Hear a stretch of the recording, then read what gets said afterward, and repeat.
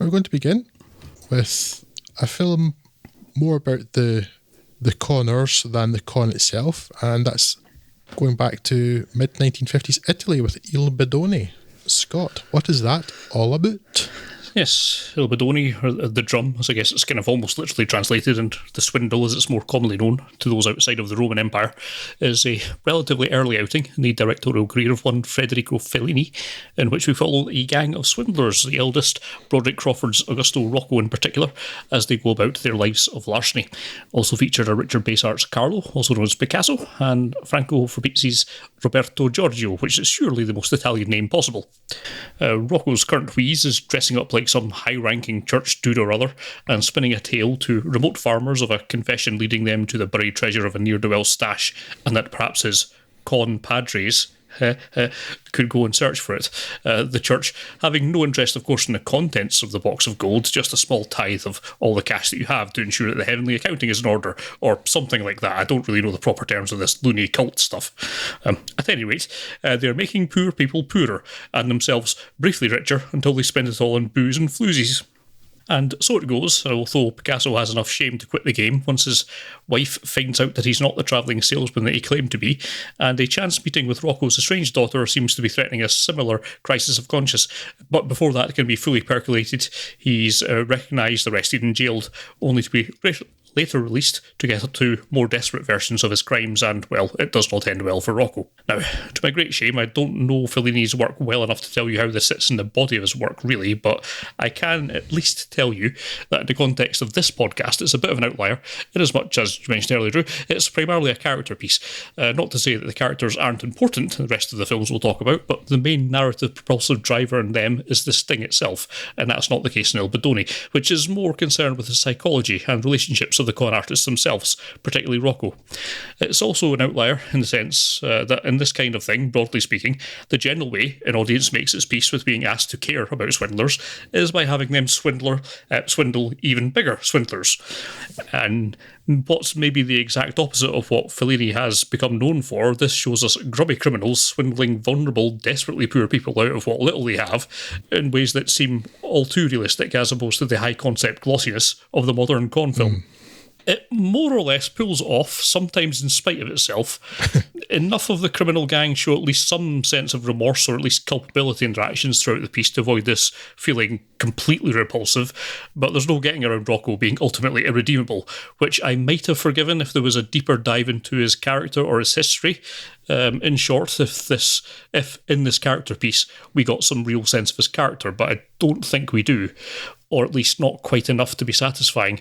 Broderick Crawford is not helped by the dubbing, of course, but I'm left feeling that his character is just not interesting enough to warrant 100-odd minutes of celluloid.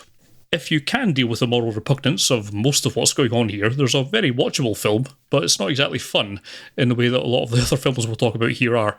And if you really want a proper character study of criminality, I'm sure there's better options around, so I'm not giving this a full-throated recommendation, but neither would I steer you away from it. But it's certainly no undiscovered Fellini masterpiece or anything like that. Drew, do you have any thoughts on this one? They're quite similar to yours, Scott. It's a good film, it's well made, but it doesn't really delve into what's making him tick, really. I mean, perhaps that's a statement of the character himself. He's kind of incorrigible. He's just like a rotter through and through. And I don't know, I find myself like wanting a bit more, and I suppose there was interest enough in itself of like, well, yeah, this character is incorrigible. He's just a bad guy who can't ever get out of this, even if at the end there's like a feint towards that, but it's maybe slightly less selfish because he's stealing from all the poor people to get something for his daughter.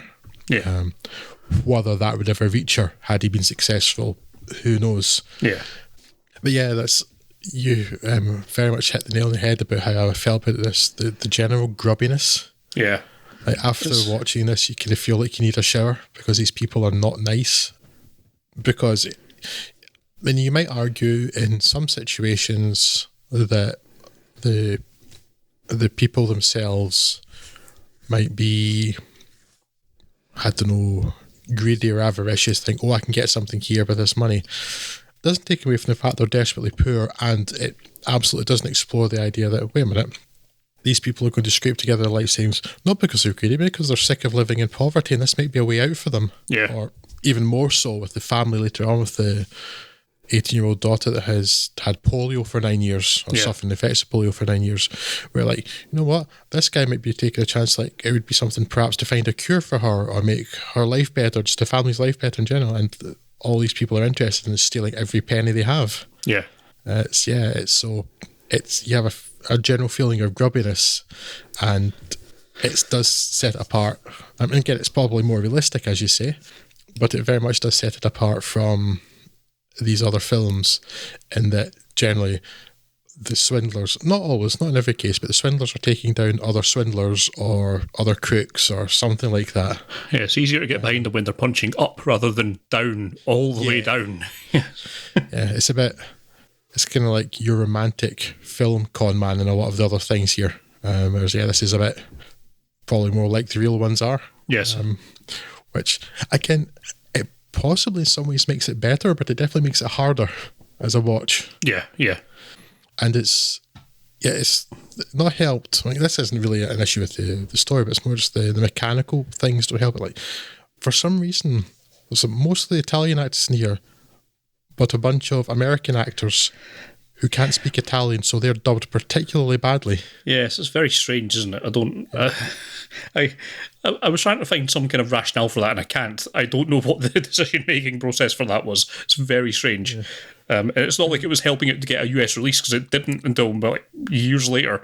So just weird all round. I know. Although it was quite interesting to see I don't know if you watched the same version. I've got the Criterion Collection version, which was restored, and interesting to note that one of the funders for the restoration was the George Lucas Family Foundation. Right. But it'd been restored with a couple of minutes added back, and I suspect that didn't make a big difference. But that hadn't been seen basically since it was released at the Venice Film Festival, because it got a bad response there. Yeah. So it was never that big a film. Yeah, the actual dubbing in this, I don't particularly like, because it kind of throws you off if it's not done well. But in Italian films in particular of that time, wasn't uncommon. Yeah. It's easier to do rather than trying to get on set audio. And even if you look at something like the Dollars trilogy, Sergio Leone, that we talked about some time ago. Yeah, I think most of those spaghetti westerns would have been. Yeah. Lots of different nationalities in there, and then the idea is to basically I could do a different dub version for every country it's released in. It's still not great though. I prefer my sound to be synced up, the sound listening to be synced up with the mouths. And I don't know, actually, maybe Broderick Crawford was at least having a stab at Italian, because his syncing seemed better than a lot of the other stuff. Yeah, yes. But yeah, so again, I assume you watched the actual Italian language version, not an English dub, Scott. Yeah. But it's really off-putting when some of them are just way, way off. Yes. So again, had I been somewhat more invested in the story, I'd have noticed, but perhaps been less bothered by it. But yeah, I mean, it's interesting. It's an interesting period, post-war Italy, a desperately poor part of, huge parts of the country desperately poor in the years following World War II is where this is set.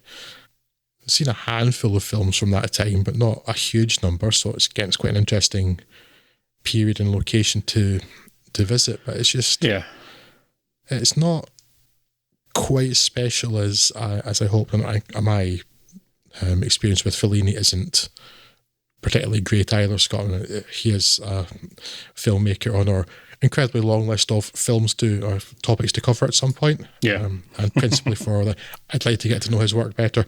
He's quite well appreciated. Yes. And this, I get the feeling it's like comes with it's like middling Fellini. Yeah. Yeah. For all that, though, it's interesting. It's interesting to take it from the point of view of the swindler rather than the swindle itself. Just perhaps not particularly successfully so. Yeah. One last thing, though, my endless fascination with translation of titles continues, and this is another good example. It's called The Swindler in most English language releases. That makes sense.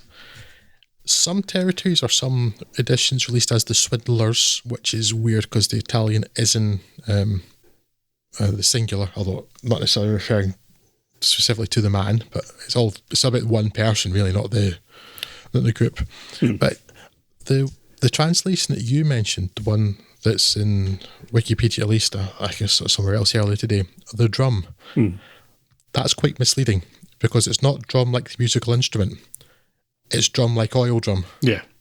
And I looked up a dictionary before we started here, out of interest, and the various main translations of bidone are can or bin, or trash can or dustbin, and I think we're getting closer to it there. Yeah. And also piece of junk or scam. So that's a colloquial term, but also with the more mainstream version of, like, you know, a bin. Yeah. Something full of rubbish. I think that's a much more useful and accurate translation than the drum. Yeah. Yes, but fits perfectly with the scam they're pulling off, so yeah, makes sense. Yes, certainly a lot more so than drum. But yeah, interesting at least. I quite enjoyed watching it again, though did want to have a shower. Yes.